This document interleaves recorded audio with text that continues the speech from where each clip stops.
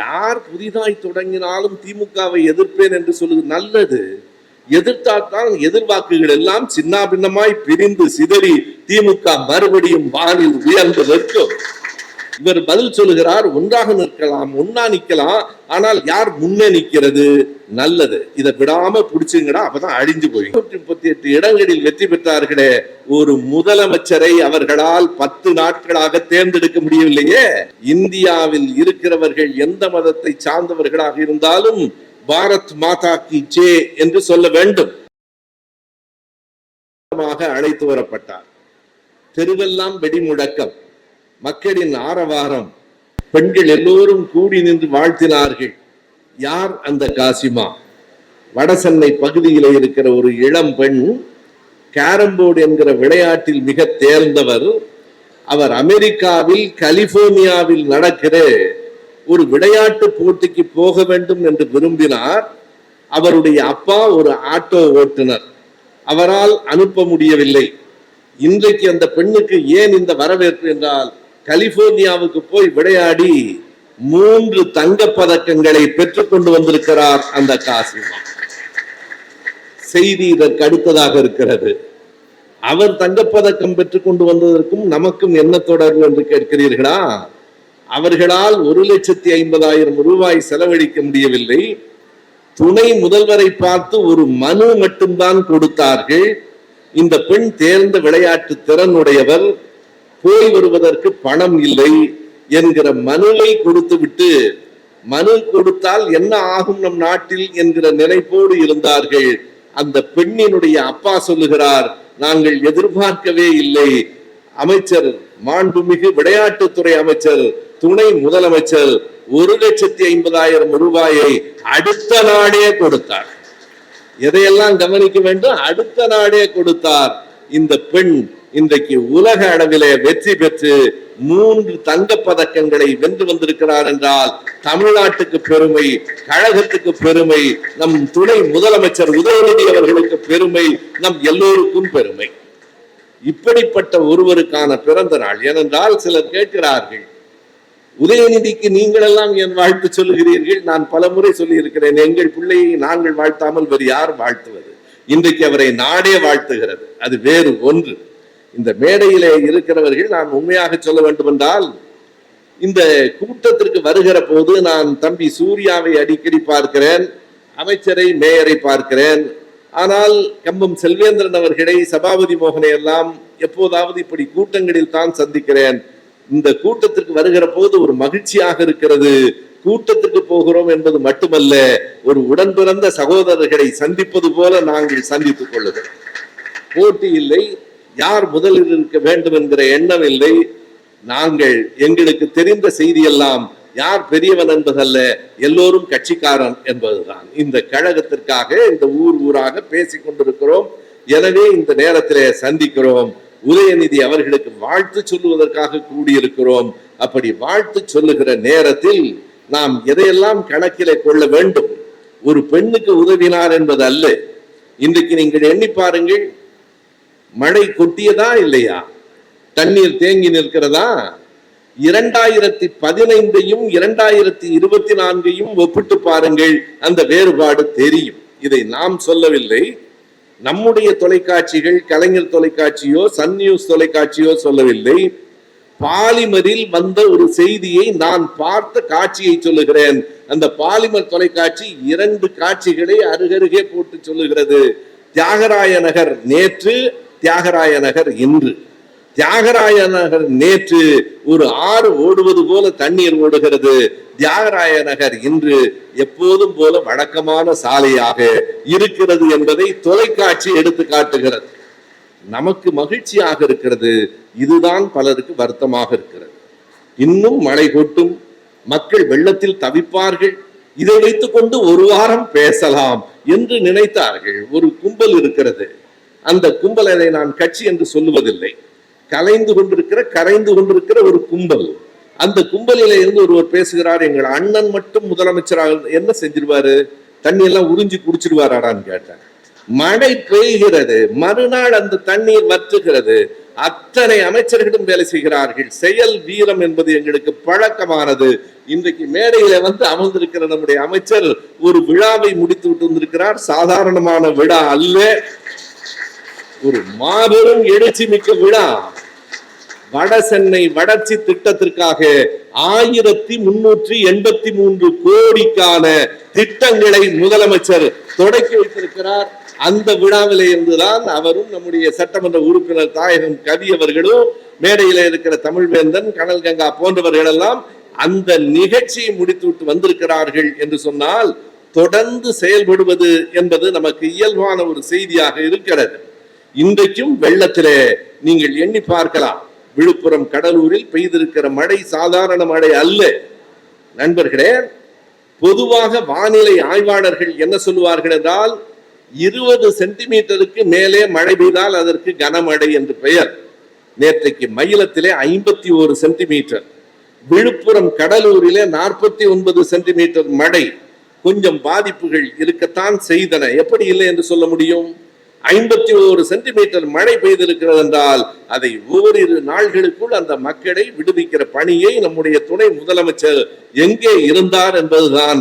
பாராட்டு கூட்டத்திற்கு வரவில்லை, பாடுபட்டு அந்த மக்களுக்கு உதவி செய்கிற வேலைக்கு போயிருந்தார் என்பதுதானே பெருமை. நீங்கள் எண்ணி பார்க்கலாம். அப்படிப்பட்ட கடுமையான பணிகளை எடுத்து செய்து கொண்டிருக்கிறார்கள். எனக்கு நன்றாக நினைவிருக்கிறது, 2015ஆம் ஆண்டு வெள்ளம் வருகிற போது நான் இப்போதும் இருக்கிற அந்த அடுக்கு மாடியகத்தில் நான் முதல் மாடியில இருக்கிறேன். தரைத்தளம் வரைக்கும் தண்ணீர் வந்து சேர்ந்து விட்டது. கீழே இறங்க முடியவில்லை. நானும் என்னுடைய மனைவி மட்டும் இருக்கிறோம். 4-5 நாள்கள் நான் வெளியே வரவே முடியவில்லை. 5 நாள்களுக்கு பிறகு நான் அறிவாலயத்துக்கு வருகிறேன். தலைவர் கலைஞர் அவர்கள் என்னிடத்துல மிகுந்த அன்பு காட்டியவர். இன்றைக்கும் கலைஞரை பற்றி ஒரு 10 நிமிடம் பேசினால் எனக்கு கண் கலங்கும். எனக்கு நான் அப்பாவாக நேசிக்கிற தலைவர் கலைஞர் அவர்கள் என்னிடத்திலே கடுமையாக கோபப்பட்ட நாள் அந்த நாள். ஒரு 5-6 நாள்கள் வெள்ளத்திலே மக்கள் இருக்கிற போது நான் வந்தேன். தலைவர் கலைஞர் அவர்கள் என்னை பார்த்து பேசவே இல்லை. அதற்கு பிறகு அருகிலே போய் வணக்கம் என்று சொன்னேன். அவர் முகத்தை திருப்பி கொண்டார். எதற்கென்று எனக்கு புரியவில்லை. பிறகு கலைஞர் என்னை பார்த்து கேட்டார், 5 நாள்களாக மக்கள் இப்படி வெள்ளத்திலே தவிக்கிறார்கள், உன்னை ஆளையே காணோம், நீ எல்லாம் ஒரு கட்சிக்காரனா என்று கேட்டார். எனக்கு நன்றாக நினைவிருக்கிறது. கோபமாக கேட்டார், நீ எல்லாம் ஒரு கட்சிக்காரனா என்று கேட்டார். தலைவருக்கு தெரியாது நானே வெள்ளத்திலே சிக்கி இருந்தேன் என்று. மறுநாள் என்னை இன்றைக்கு அமைச்சராக இருக்கிற அண்ணன் ஏவா வேலு அவர்கள் தொலைபேசி, தலைவர் வீட்டுக்கு உடனே புறப்பட்டு வாங்கன்னாரு. இல்ல வரவா, நேற்று ஐயா என் மேல ரொம்ப கோபமா இருந்தாங்க, அதுக்காகத்தான் சொல்றேன் புறப்பட்டு வாங்கன்னார். போனேன். போன பிறகுதான் எனக்கு தெரிந்தது, கனிமொழி அவர்கள் கலைஞரிடத்துல சொல்லி இருக்கிறார், அப்பா அவரே தண்ணியில மாட்டிக்கிட்டு வீட்டுல தண்ணியில இருந்தாரு, நீங்க அவரை போய் கோபப்பட்டு இருக்கிறீங்களேன்னு சொல்லி இருக்கிறார். அதற்கு பிறகு கோபம் தணிந்து என்னை வர சொல்லிவிட்டு என்னை பார்த்து ஐயா கேட்டார், ஏன் நேத்து நீ சொல்லவே இல்லைன்னார். நீ என்னை சொல்லவே விடலையே, நான் வந்த உடனே உங்களுக்கு வந்த கோபம், அந்த கோபத்தில் இருக்கிற ஒரு வரியை எண்ணி பாருங்கள். அதற்காக நான் சொல்லுகிறேன், நீ எல்லாம் கட்சிக்காரனான்னு கேட்டார். திமுக மேடைகளில் பேசுவதால் மட்டும் நீ கட்சிக்காரன் இல்லை, புத்தகங்கள் எழுதுவதால் மட்டும் நீ கட்சிக்காரன் இல்லை, உதயசூரியனுக்கு வாக்களிப்பதால் மட்டும் நீ கட்சிக்காரன் இல்லை, மக்களுக்கு சேவை செய்தால் தான் நீ கட்சிக்காரன், இல்லையென்றால் கட்சிக்காரன் இல்லை. எனக்கு அவர் அன்றைக்கு உணர்த்திய செய்தி அதுதான். அவர் சொல்லுகிற போது எனக்கு வருத்தமாக இருந்தது. நான் மதியம் உணவு கூட எடுத்துக்கொள்ளவில்லை. ஏனென்றால் அவர் என்னை பார்த்து கோபப்பட்டதே இல்லை. இவ்வளவு கோபமாக சொல்லுகிறார் என்று அவருக்கு இருந்த கோபம் என் மீதான கோபம் இல்லை, மக்களுக்காக தொண்டு செய்யாதவர்கள் அத்தனை பேரும் இருந்த கோபம். அது நினைத்து பார்க்க வேண்டும். எதனால் 2015 அவ்வளவு பெரிய வெள்ளம் வந்தது? உண்மையான காரணம் என்ன? மனசாட்சி உள்ளவர்கள் பதில் சொல்லட்டும். என்ன காரணம் என்றால், முதலமைச்சர் கதவை சாத்தி கொண்டு உள்ளே படுத்து விட்டார். அவர் கதவை தட்டுவதற்கு யாருக்கும் துணிச்சல் இல்லை. இது உண்மை, நான் போய் சொல்லவில்லை. அவரிடத்துல போய் கேட்பதற்கு எந்த அதிகாரியும் தயாராக இல்லை. எந்த அமைச்சரும் போயஸ் வீட்டு தோட்டத்தில் அவர் போய் பேசுவதற்கு முடியவில்லை. எனவே யாரும் அவரிடத்தில் பேச முடியவில்லை என்கிற ஒரே காரணத்தினால் அணை உடைந்து வெள்ளமாய் பாய்ந்து சைதாப்பேட்டை எல்லாம் முழுக்க கடலாக இருந்ததே. அந்த நாளை நினைத்து பார்த்து நேற்றைக்கு என்ன நடந்தது என்பதையும் நினைத்து பாருங்கள். தலைவருக்கும் அவருடைய பிள்ளை என்று சொல்லுகிறீர்களே எங்கள் துணை முதலமைச்சர் அவர்களுக்கும் இருந்த பொறுப்புணர்ச்சி, அவர்களுக்கு மக்கள் மீது இருந்த அன்பு இன்றைக்கு அந்த நிலையில மக்களை துயரத்திலிருந்து விடுவித்திட எல்லா முயற்சிகளையும் எடுத்திருக்கிறது. நான் முதலில் சொன்னது போல இவ்வளவு தூரம் இந்த நீர் வற்றிவிட்டதே என்று நம்முடைய எதிர்க்கட்சியின் நண்பர்கள் எல்லாம் கவலைப்படுகிறார்கள். நண்பர்களே, இந்த இயக்கம் மக்களோடு சேர்ந்து வளர்ந்தது, மக்களுக்காக வளர்ந்தது. தம்பி சூர்யா பேசுகிற போது அவர்களே என்று சொன்னார், அதில் இருக்கிற பொருளை சொன்னார். அந்த அவர்களே என்பதிலே மட்டுமல்ல, துண்டு போடுவதிலேயும் ஒரு பெரிய அரசியல் இருக்கிறது. ஏன் துண்டு போடப்படுகிறது, ஏன் அவர்களே என்று சொல்லப்படுகிறது, நான் ஏன் சொல்லவில்லை? அது அந்த காலத்தினுடைய தேவையாக இருந்தது, வேறொன்றும் இல்லை. நான் இப்படி சொல்லுகிறேன், என் அப்பா என்னிடத்துல சொன்ன செய்தியை சொல்லுகிறேன். ஒரு கிராமத்துக்கு, சின்ன ஊருக்கு அறிஞர் அண்ணா அவர்கள் வருவார். அறிஞர் அண்ணா என்றால் பல்லாயிரக்கணக்கான லட்சக்கணக்கான மக்களினுடைய தலைவர். அண்ணா பேசினார் என்றால், நான் உண்மையாக மிகைப்படுத்தாமல் சொல்லுகிறேன், கல்லூரியிலே மாணவர்கள் 5 மணிக்கு கல்லூரி முடியும் என்றால் 4 மணிக்கு போய்விடுவார்கள். ஆனால் அண்ணா பேச வருகிறார் என்றால் 7 மணி வரை கல்லூரி மாணவர்கள் காத்திருப்பார்கள். இரவு 12 மணிக்கு மக்கள் காத்திருப்பார்கள். அத்தனை பெரிய மக்கள் தலைவரான அறிஞர் அண்ணா அவர்கள் ஒரு கிராமத்திலே வந்து, இந்த கழகத்தின் வட்ட செயலாளர் சுப்பிரமணியம் அவர்களே என்று சொல்லுவார். அந்த சுப்பிரமணியம் யார்? நான் அதற்காக சொல்லுகிறேன். அவர் சொன்ன அவர்களே என்பதற்குள் இருக்கிற மிகப்பெரிய அரசியல். இந்த பகுதியினுடைய வட்ட செயலாளர், கழகத்தின் வட்ட செயலாளர் சுப்பிரமணியம் அவர்களே என்று சொல்லிவிட்டு அவர் வேறு செய்திகளை எல்லாம் பேசிவிட்டு போய்விடுவார். அந்த சுப்பிரமணியம் வேறு யாரும் இல்லை நண்பர்களே, அந்த கிராமத்தில் ஒரு முடிதிருத்தும் கடை வைத்திருக்கிற தொழிலாளி. அண்ணா அவனை பார்த்து சுப்பிரமணியம் அவர்களே என்று சொன்னதற்கு பிறகு நேற்றைக்கு வரைக்கும் சுப்பிரமணியம், இன்றைக்கு அவனை பார்க்கிறவர்கள், தெருவில் இருக்கிறவன் வணக்கம் சொல்லுகிறான். வேறொன்றுமல்ல, அண்ணா சொன்ன சுப்பிரமணியம் இவர்தான். நேற்றைக்கு மேடையில அண்ணா சொன்னாரே அந்த சுப்பிரமணியம் இவர்தான். மனிதர்களை உயர்த்துவதற்கு, தம்பி சொன்னது போல மனிதர்களை சமமாக்குவதற்கு, இந்த சமூகத்தில் அந்த சிந்தனைகளை விதைப்பதற்காக அவர்களே என்று சொன்னோம். தோளில் ஏன் துண்டு போட்டோம்? இன்றைக்கு நாம் யாரும் இங்கே தோளில் துண்டு போடவில்லை. போடக்கூடாது என்கிற சட்டம் இல்லை. அன்றைக்கு போடக்கூடாது, போட முடியாது. இடுப்பிலே தான் கட்ட வேண்டும். அதிகமாய் போனால் கக்கத்திலே தான் வைத்துக் கொள்ள முடியும். இடுப்பில் இருந்த துண்டை எடுத்து தோளில் போட்ட இயக்கம் நம் திராவிட இயக்கம். அதுதான் அடிப்படை. அதனால் அது மட்டுமல்ல, உண்மையிலேயே நெசவாளர் துயர் துடைக்க 53 இறுதியில், ஜனவரியில் 53 இறுதியில் தஞ்சாவூரில் நடைபெற்ற மாநாட்டில், திமுக மாநாட்டில் நிறைவேற்றப்பட்ட தீர்மானம் நெசவாளர் துயர் துடைக்க இனி எல்லோரும் கைத்தறி ஆடைகளை மேடைகளிலே புகுத்துங்கள் என்று வீடு வீடாக தலைவர்கள் தோள்களில் கைத்தறி துண்டுகளை ஏந்தி விற்று அந்த பணத்தை நெசவாளர்களுக்கு அனுப்பினார்களே, அதன் தொடர்ச்சி தான் மேடையிலே இந்த கைத்தறி ஆடைகள். அது எப்படியோ மாறி இந்த பொன்னாடையாக வந்து சேர்ந்து விட்டது. பொன்னாடை குஜராத்திலிருந்து வருகிறது. வேண்டாம் நண்பர்களே, குஜராத்திலிருந்து இனி நமக்கு எதுவும் வேண்டாம். அந்த பொன்னாடையிலிருந்து எதுவும் வேண்டாம். அப்படிப்பட்ட இன்றைய நிலையில் நம்முடைய ஒவ்வொரு செயலுக்கு பின்னாலும் அதன் பொருள் இருக்கிறது. இந்த கட்சியில், ஆட்சியில் ஒரு ஜனநாயகம் இருக்கிறது, ஒருவருக்கொருவர் தோழமை இருக்கிறது. ஒரே ஒரு செய்தியை நான் எடுத்து காட்டுகிறேன். மகாராஷ்டிராவிலே தேர்தல் எப்போது நடந்து முடிந்தது? 20ஆம் தேதி. எப்போது வாக்குகள் எண்ணப்பட்டன? 23. அவர்களுக்கு பெரிய வெற்றி தான். அந்த வெற்றி எப்படி என்பதையும் நாம் பார்க்க வேண்டும். ஆனாலும் பெரிய வெற்றி தான். 288 இடங்களில் 235 இடம் என்பது பெரிய வெற்றி. குறித்துக் கொள்ளுங்கள். அதை விட பெரிய வெற்றி 2026இல் 234 என்றால் 200க்கு மேல் உதயசூரியன் தான் வானில் உதிக்கும். யார் புதிதாய் தொடங்கினாலும் திமுகவை எதிர்ப்பேன் என்று சொல்லுது நல்லது. எதிர்த்தால் எதிர்வாக்குகள் எல்லாம் சின்ன பின்னமாய் பிரிந்து சிதறி திமுக மறுபடியும் வானில் உயர்ந்து நிற்கும். அறிந்தோ அறியாமலோ நமக்கு நல்லதுதான் செய்கிறார்கள். ஒருவர் சொல்லுகிறார், திமுகவை எதிர்க்கிற நீங்கள் எல்லோரும் ஏன் ஒன்றாக இருக்கக்கூடாது என்று ஒருவர் கேட்கிறார். அது அவருடைய ஆசை. இவர் பதில் சொல்லுகிறார், ஒன்றாக நிற்கலாம், ஒன்னா நிக்கலாம், ஆனால் யார் முன்னே நிக்கிறது நல்லது, இதை விடாம பிடிச்சுங்கடா, அப்பதான் அழிஞ்சு போவீங்க. யார் முன்னே நிக்கிறதுங்கிற ஒரு கேள்வி போதும் அடிப்பதற்கு. எதற்கு சொல்கிறேன் என்றால், 285க்கு 238 இடங்களில் வெற்றி பெற்றார்களே, ஒரு முதலமைச்சரை அவர்களால் 10 நாட்களாக தேர்ந்தெடுக்க முடியவில்லையே. 11வது நாள் இன்றைக்கு பட்னாவிஸ் தேர்ந்தெடுக்கப்பட்டிருக்கிறார். ஒருவரை முதலமைச்சர் எங்களுக்கு தேர்ந்தெடுத்த மறுநாள், இல்லை இல்லை, தேர்ந்தெடுப்பதற்கு முன்பே எங்கள் தலைவர் யார் என்று எங்களுக்கும் தெரியும், மக்களுக்கும் தெரியும்.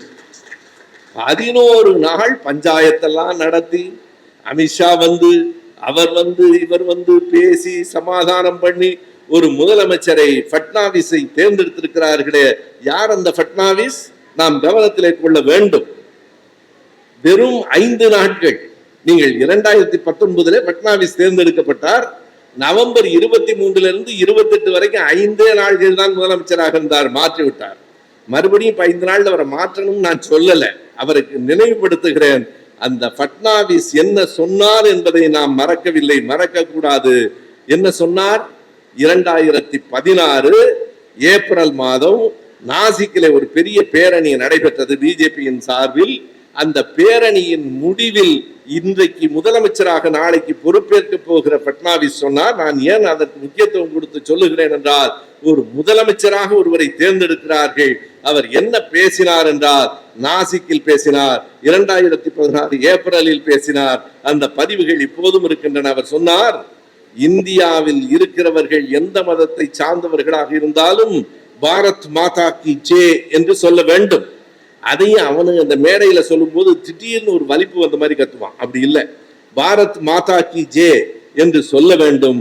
அப்படி சொல்ல மறுக்கிறவர்களுக்கு இந்தியாவில் இடமில்லை, அவர்கள் பாகிஸ்தானுக்கோ சீனாவுக்கோ போகலாம் என்று சொல்லி அதற்கு பெரும் எதிர்ப்புகள் வந்து, அதற்கு பிறகு சமாதானம் எல்லாம் சொன்ன பட்னாவிஸை தான் மறுபடியும் பிஜேபி முதலமைச்சராக தேர்ந்தெடுக்கிறது என்றால் என்ன காரணம்? வேறொன்றும் இல்லை, அவர்களுக்கு வேறு ஆள் இல்லை, யாரும் இல்லை என்பதால் அவர்களை தேர்ந்தெடுக்கிறார்கள்.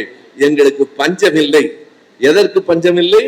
வாழையடி வாழை என வருகிற திமுக கழகத்தின் தொண்டர்களுக்கும் பஞ்சம் இல்லை, எங்கள் தலைவர்களுக்கும் எங்களுக்கு பஞ்சம் இல்லை. உண்மையாக நீங்கள் கருதி பாருங்கள். நான் பல மேடைகளிலே சொல்லி இருக்கிறேன், திமுகவிற்கு கிடைத்ததை போல தொண்டர்கள் உலகத்தில் வேறு எந்த கட்சிக்கும் கிடைத்ததில்லை. நான் 60 ஆண்டுகளுக்கு முன்னால் 57 முதலாக தேர்தலில் நிற்கிற போது என் அப்பா சொல்லுவார், அன்றைக்கு 57 தேர்தலில் என் அப்பாவும் ஒரு திமுகவின் வேட்பாளர். அவர் சொல்லுவார், அன்றைக்கெல்லாம் செலவழிக்க காசு இல்லை, தன் சொந்த காசில் பன்னும் தீயும் சாப்பிட்டுட்டு வேலை பார்க்கிறவன் நம்ம கட்சிக்காரன்னு சொல்லுவார். அவன் தான் கட்சிக்காரன். அப்படி தன் சொந்த காசில் வேலை பார்த்து இந்த கட்சியை உயர்த்த வேண்டும் என்று நினைத்தவர்கள் இன்றைக்கு இந்த கட்சி வளர்ந்திருக்கிறது. எத்தனை பலமாக வளர்ந்திருந்தாலும் அந்த தொண்டர்களுக்கான உரிமையும் தொண்டர்களுக்கான கடமையும் இருக்கிறது. வழி நடத்துவதற்கு தலைவர்கள், இவங்களுக்கு இருக்கிற சிக்கலே என்னன்னா, அண்ணாவோட முடிஞ்சதுன்னு நினைச்சான், கலைஞர் வந்துட்டார். அண்ணாவை விட கழகம் மேலே போயிற்று. கலைஞர் தான் கடைசி என்று நினைத்தான்.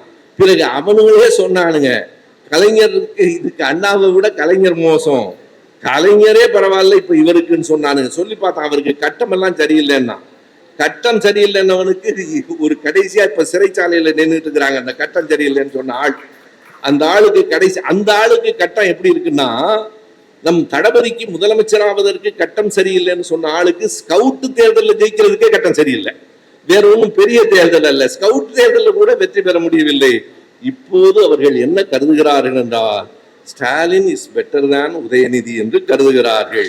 கலைஞரை விட ஸ்டாலின் மோசம் என்று சொன்னவர்கள் ஸ்டாலினை விட இவரு மோசமா இருக்கிறான் என்றால் அது வேறு எதற்காகவும் இல்லை, ஒரு சொல்லையும் ஒரு கல்லையும் ஒரு எண்ணையும் வைத்துக் கொண்டு சபாபதி மோகன் அவர்கள் சொன்னது போல தமிழ்நாட்டையே கலக்குகிற ஆற்றல் ஒருவருக்கு இருக்கிறது என்றால் அது நம்முடைய தம்பி உதயநிதிக்கு தான் இருக்கிறது என்கிற காரணத்தால் எதிரிகள் அஞ்சுகிறார்கள்.